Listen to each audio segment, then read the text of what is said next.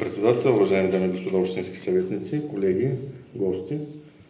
Излизам по първата точка от 12, 13, 14 и 15 са все разпореждане с имоти частна общинска собственост, понеже тук вървя напрекъса за кое.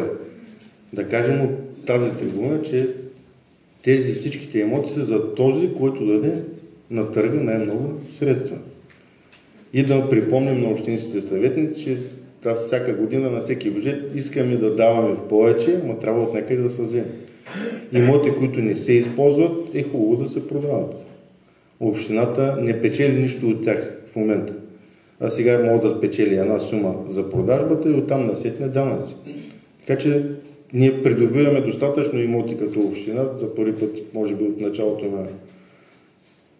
на най-новата история на България, както се казва, след в прехода, придобиваме достатъчно имоти, които ни трябват и които имаме идея какво ще ги правим. А имоти, които нямаме идея, които са маломерни, които хората, включително и по селата и в града, искат да закупят, няма причина да им отказваме. Още повече, ако някой има инвестиционни намерения, добре дошло за община Силистра, който има средства да ги изхарчи в нашата община, в нашия град, по нашите села, на територията на община Силистра, защото парите остават тук. Благодаря.